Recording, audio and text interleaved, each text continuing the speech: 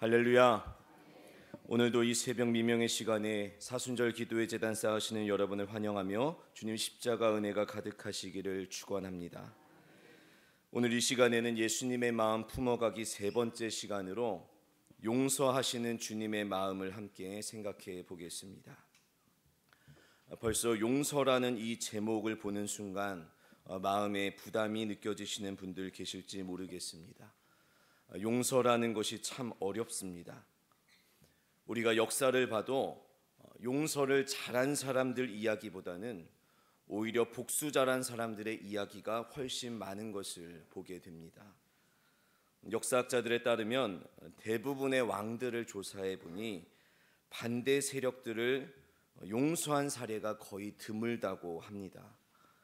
반란을 일으키거나 치리에 반대하는 세력이 있을 때는 그 즉시 발본색원에서 주동자 누구냐, 가담자 누구냐 싹 다 잡아들였고 심한 경우는 삼족을 멸하기까지 했습니다.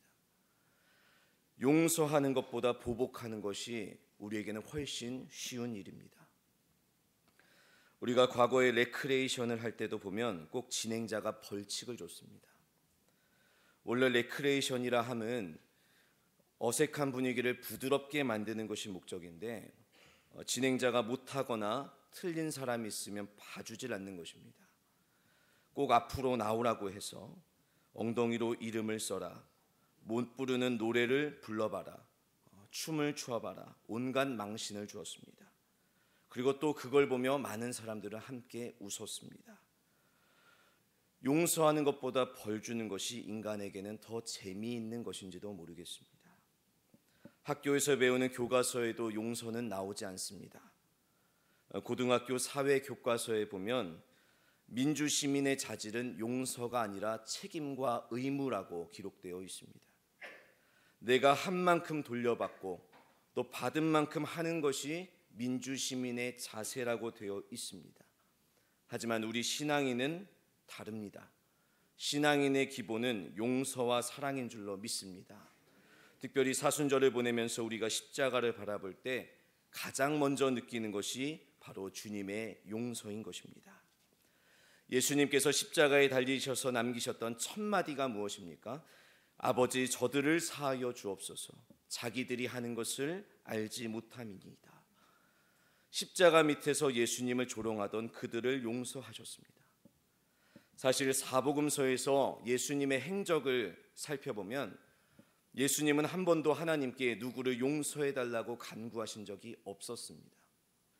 아버지, 저 사람을 용서해 주십시오. 저 사람의 죄를 사해 주십시오. 이런 기도 거의 하지 않으셨습니다. 예수님은 직접 죄를 용서하셨습니다. 중풍병자에게 이르시되 작은 자야, 네 죄사함을 받았느니라. 향유옥합을 깨뜨렸던 그 여인에게도 네 죄사함을 받았느니라. 예수님은 언제나 직접 죄를 용서하셨습니다. 하지만 십자가에서는 철저하게 희생제물이 되시고자 그 권세까지 다 내려놓으셨던 것입니다. 그런 상황에서도 예수님은 저들을 사하여 주옵소서, 용서하는 마음을 끝까지 간직하셨다는 것입니다. 오늘 용서에 대한 예수님의 말씀을 통해서 우리 가슴속에 진정한 용서의 마음을 품을 수 있는 은혜의 시간 되시기를 간절히 축원합니다. 오늘 예수님의 비유를 통해 발견하는 용서의 방법은 이것입니다. 첫째, 남을 불쌍히 여길 때 용서할 수 있습니다. 남을 불쌍히 여길 때 용서가 가능해집니다. 오늘 24절에 보시면 왕에게 1만 달란트 빚진 자가 나옵니다. 만 달란트라는 게 어느 정도인지 감이 잘 오지가 않습니다. 쉽게 정리해드리면 한 달란트는 우리식으로 할 때 20년 동안 한 푼도 쓰지 않고 모은 큰 금액입니다. 20년치 봉급이라고 보시면 되겠습니다. 그런데 이 종은 그런 20년치 봉급 달란트가 한 개도 아니고 무려 10,000개를 빚졌다는 것입니다. 엄청난 부채입니다. 그런데 다음 25절에 보시면 그는 갚을 것이 없는지라 이렇게 기록되어 있습니다. 도대체 무슨 생각으로 그렇게 많은 빚을 졌는지 모를 정도로 이 종은 영 주변머리가 없는 사람임에 분명합니다. 도무지 빚을 갚을 길이 없는 상황에서 이 종이 할 수 있는 유일한 방법은 새치혀를 굴려서 위기를 모면하는 것입니다. 하지만 안타깝게도 이 종은 말하는 기술도 그렇게 세련되지 못했습니다. 보통 상식적으로 큰 빚을 탕감받고 싶으면 주인을 높여주고 띄워주기도 시원치 않은데, 오늘 26절에 보시면 그 종은 주인에게 이렇게 말합니다. 이르되 내게 참으소서, 다 갚으리이다. 이게 전부입니다. 자기가 잘못해놓고 오히려 참으시라고 이야기합니다. 그 빚 갚을 능력도 없는 사람이 다 갚겠다는 공수표를 날리고 있는 것입니다. 옛말에 말 한마디로 천냥빚 갚는다는 속담도 있지만 그 말이 이 종과는 전혀 연관이 없습니다. 그런데 오늘 이 종을 보고 주인이 그 빚을 전부 탕감해 주었다는 것입니다. 그 이유는 딱 하나였습니다. 27절 말씀에 그 종의 주인이 불쌍히 여겼다는 것입니다. 다른 이유가 없습니다. 불쌍하게 여길 때 용서가 되는 것입니다. 엎드려 절하며 간청하는 그 모습을 볼 때 주인의 마음이 바뀌었습니다. 불쌍히 여기는 자비의 마음을 오늘 우리도 품어야 할 줄 믿습니다. 에베소서 4장 32절 말씀에도 보면 서로 친절하게 하며 불쌍히 여기며 서로 용서하기를 하나님이 그리스도 안에서 너희를 용서하심과 같이 하라, 이런 말씀이 있습니다. 또 베드로전서 3장 8절 이하에도 보시면 너희가 다 마음을 같이하여 동정하며 형제를 사랑하며 불쌍히 여기며 겸손하며 악을 악으로 욕을 욕으로 갚지 않고 도리어 복을 빌어주어라, 이런 말씀이 있습니다. 남의 연약함을 그대로 받아들여 줄 때 용서하는 마음도 생기는 것입니다. 우리는 흔히 생각합니다. 저 사람 왜 저래? 그런데 원래 저런 사람이라는 것을 인정하고 받아들이는 것이 용서로 나아가는 가장 빠른 지름길이라는 것입니다. 예수님은 제자들을 향해서도 언제나 그 마음을 품으셨습니다. 우리가 매일 베델 성전 들어오면서 최후의 만찬 작품을 보게 됩니다. 레오나르도 다빈치가 그린 작품이 멋있게 조각이 되어 있습니다. 그런데 이 최후의 만찬 그림을 잘 보시면 배신자 가룟 유다가 누군지를 알 수가 없습니다. 이것이 그 그림의 특별함입니다. 당대 15세기의 화가들이 그린 다른 성만찬 그림을 보시면 가룟 유다를 한눈에 찾을 수가 있습니다. 안드레아 델 카스티뇨가 쓴 성만찬 그림을 볼 때도 그렇고, 귀도 피에르토가 그린 마지막 만찬이라는 그림을 봐도 다른 제자들은 그 뒤에 후광이 그려져 있습니다. 하지만 가룟 유다만 안 그려져 있습니다. 그래서 가룟 유다 찾기가 참 쉽습니다. 어떤 그림은 가룟 유다 혼자 등을 지고 앉아 있는 모습으로 그려서 한눈에 알 수가 있습니다. 그런데 레오나르도 다빈치는 누가 가룟 유다인지 알 수 없도록 일부러 배신자를 숨겨둔 것입니다. 왜냐하면 그날 예수님을 배신한 제자는 가룟 유다 한 사람만이 아니라는 것을 강조하기 위함이었습니다. 사실 그날 모든 제자들이 예수님 잡히시던 날 다 도망쳤습니다. 모두가 배신자였습니다. 그 배신의 크기만 다를 뿐 모두가 예수님을 떠났던 것입니다. 하지만 예수님은 이런 제자들의 연약함을 이미 아셨습니다. 그리고 그들의 연약함을 있는 그대로 받으신 것입니다. 그들을 불쌍히 여기셨습니다. 그래서 부활하신 뒤에도 제자들을 만나셨을 때 아무런 어색함 없이, 아무 거리낌 없이 찾아오실 수 있었던 것입니다. 오늘 33절 말씀에서도 이런 말씀이 있습니다. 내가 너를 불쌍히 여김과 같이 너도 네 동료를 불쌍히 여김이 마땅하지 아니하냐. 오늘 갈보리 기도에 참여한 저와 여러분에게 주시는 말씀인 줄로 믿습니다. 다른 사람의 허물과 잘못을 있는 그대로 용납하고 품어줄 수 있는 저와 여러분 되시기를 축원합니다. 예수님께서 가르쳐주신 용서의 방법 두 번째는 은혜를 알면 용서가 된다는 것입니다. 둘째는 받은 은혜를 알면 용서가 됩니다. 내가 착하고 내가 성품이 곧아서 용서해 주는 것은 한계가 있습니다. 주님께서 나를 용서해 주셨기 때문에 우리도 기꺼이 용서할 수 있는 것입니다. 오늘 이 10,000달란트 탕감받은 자가 놓친 것이 바로 그 은혜입니다. 이 종은 무려 10,000달란트나 되는 큰 채무를 한 번에 해결을 받았습니다. 나중에 천천히 갚으라고 이야기한 것이 아니라 일시불로 해결을 해주셨습니다. 그런데 오늘 이 종을 보시면 그에 대한 감사의 표현이 단 한 구절도 나오지 않습니다. 그렇게 엄청난 사랑, 엄청난 은혜를 경험했지만 주인에게 감사를 표하지 않았다는 것입니다. 바로 은혜가 메말라 있는 상태를 말합니다. 은혜가 없고 감사가 없는 사람은 다른 어느 누구도 용서할 수가 없습니다. 용서의 힘, 용서의 근원은 억지로 이를 악물고 버티는 인내심이 아닙니다. 하나님께서 나에게 베푸신 은혜에 대한 감사가 용서의 근원인 줄로 믿으시기 바랍니다. 오늘날 많은 사람들은 용서를 인내심으로 하려고 합니다. 그래서 참을 인자를 3번 쓰면 모두 면한다고 이야기를 하면서 용서하기 위해 심호흡을 합니다. 아로마 테라피라며 향초를 피우면서 용서하려고 몸부림을 칩니다. 하지만 진정한 용서는 오직 하나님께 받은 큰 은혜를 감사함으로 누릴 때 가능한 줄로 믿습니다. 오늘 10,000달란트 탕감받은 종은 그 은혜, 그 감사를 잃어버렸습니다. 그래서 풀려나자마자 문득 자기에게 100데나리온 빚진 동료가 생각이 나 달려가게 됩니다.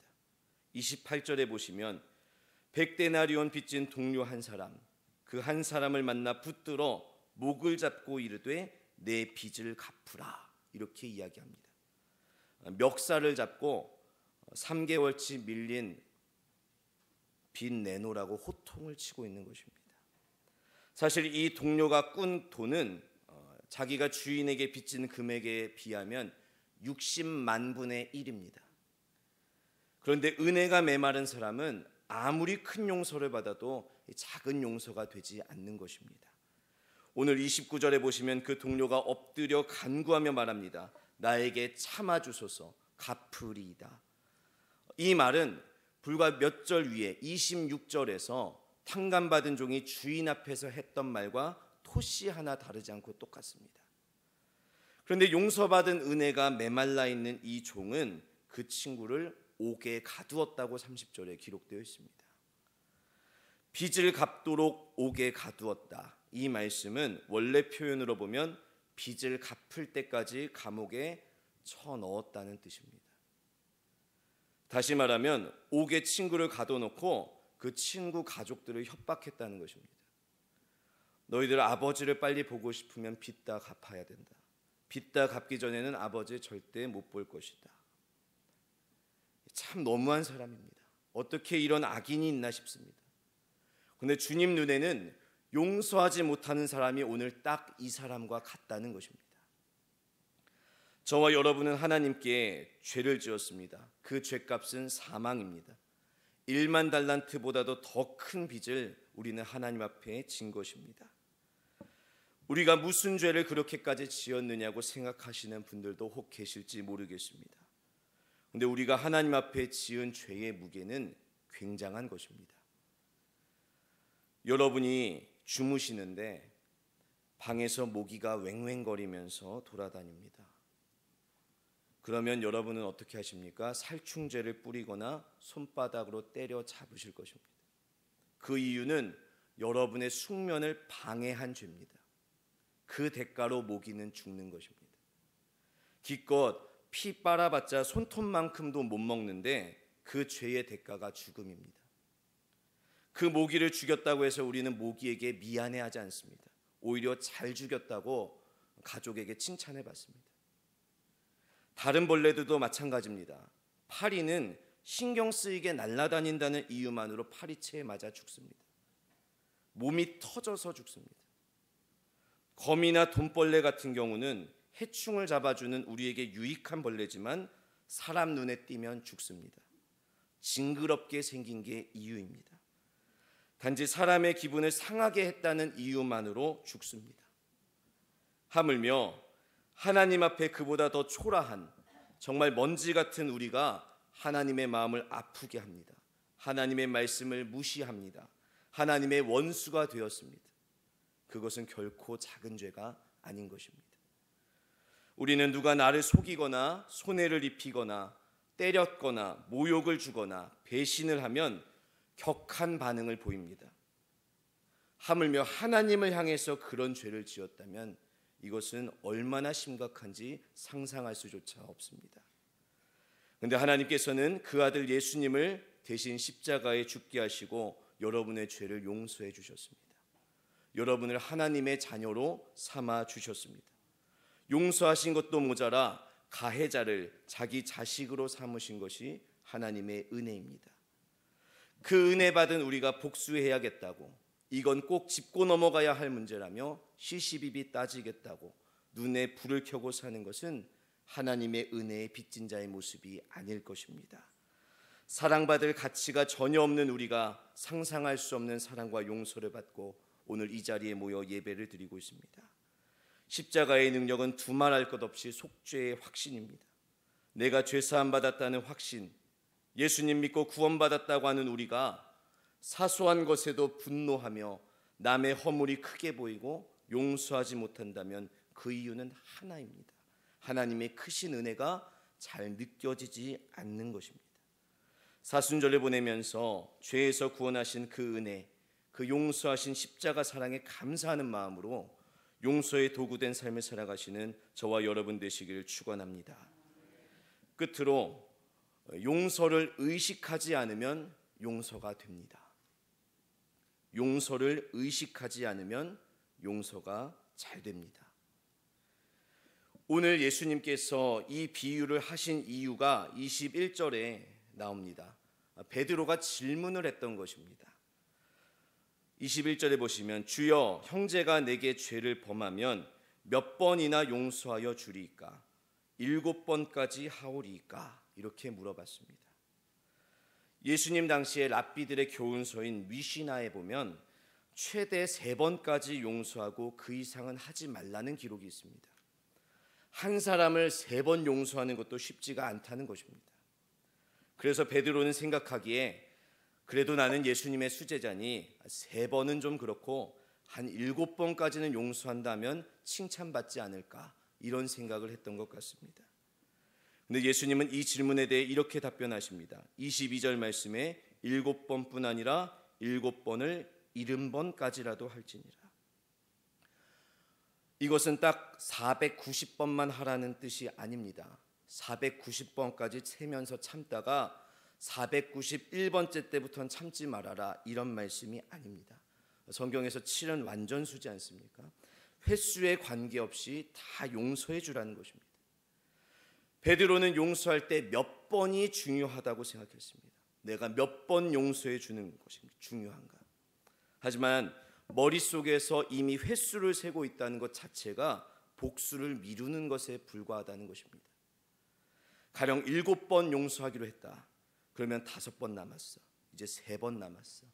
이제 한 번만 더 하면 못 참는다. 이것은 용서가 아닌 것입니다. 복수를 유예할 뿐입니다. 예수님께서는 그래서 베드로에게 오늘 이 비유를 말씀하셨던 것입니다. 실제로 오늘 이 비유는 베드로의 질문과 전혀 핀트가 맞지 않습니다. 베드로는 분명히 예수님께 몇 번 용서해 줘야 하냐고 여쭤봤습니다. 근데 오늘 예수님께서 하신 비유에서 주인은 딱 한 번 용서합니다. 횟수가 중요한 것이 아니라 그 마음이 중요하다는 것을 보여주신 것입니다. 내가 너를 불쌍히 여긴과 같이 너도 네 동료를 불쌍히 여겨라. 하나님이 우리를 사랑하신 것 같이 너도 그렇게 사랑하라. 하나님이 용서하신 것 같이 우리도 용서하라. 주님은 오늘 우리에게 그 말씀을 주시는 것입니다. 용서의 횟수를 늘리려 하지 말고 차원을 다르게 생각하라는 것입니다. 용서 자체를 의식하지 않고 할 수 있다면 그것으로 우리는 충분합니다. 필립 얀시가 쓴 놀라운 하나님의 은혜에 보면 헨리 나우엔의 글을 인용하면서 우리의 용서가 안 되는 이유를 이렇게 소개합니다. 우리는 곧잘 용서한다는 말을 합니다. 하지만 그 말을 하는 순간에도 마음에는 분노와 원한이 있습니다. 여전히 내가 옳았노라 말하고 싶고 나는 사과를 듣고 싶습니다. 뿐만 아니라 너그럽게 용서했다는 칭찬도 누리고 싶습니다. 말로는 용서한다고 하면서 마음으로는 용서하지 못합니다. 우리는 용서하는 그 행위를 통해서까지 칭찬을 받고 싶어 합니다. 내가 몇 번 용서했고 몇 번 참았는지 과시하고 싶은 우리의 모습을 내려놓을 때 주님은 우리 안에 참된 용서와 화해가 이루어진다고 말씀하시는 것입니다. 사순절을 보내는 우리에게 용서는 다른 것이 아닙니다. 하나님 은혜에 빚진 우리가 정말 송구한 마음으로 드릴 수 있는 작은 감사의 표현이 용서인 줄로 믿습니다. 용서하지 못한 마음의 쓴뿌리가 이 사순절 십자가의 은혜로 끊어지고 용서하는 이들에게 주시는 귀한 은총이 오늘 하루를 살아가는 저와 여러분 가운데 충만히 임하기를 간절히 축원합니다. 기도하겠습니다. 하나님 아버지, 오늘 말씀을 통해 주님 가르쳐 주신 용서의 마음 품게 하심에 감사드립니다. 주님께서 십자가에서 보이신 그 용서하심이 오늘 우리 삶 가운데 이루어지게 하옵소서. 용서하는 것이 우리의 자랑이 아니라 오직 주님의 십자가가 우리의 자랑됨을 믿습니다. 사순절 갈보리 기도회로 새벽제단 쌓는 이들 축복하시고 주님 주시는 풍성한 은혜를 더하여 주옵소서. 정성을 다해 드리는 감사와 11조 서원의 예물을 받아주시고 그 손에 은혜가 마르지 않도록 붙잡으시며 날마다 드리며 넉넉한 삶을 사는 복을 허락해 주시옵소서. 예수님의 이름으로 기도드립니다. 아멘.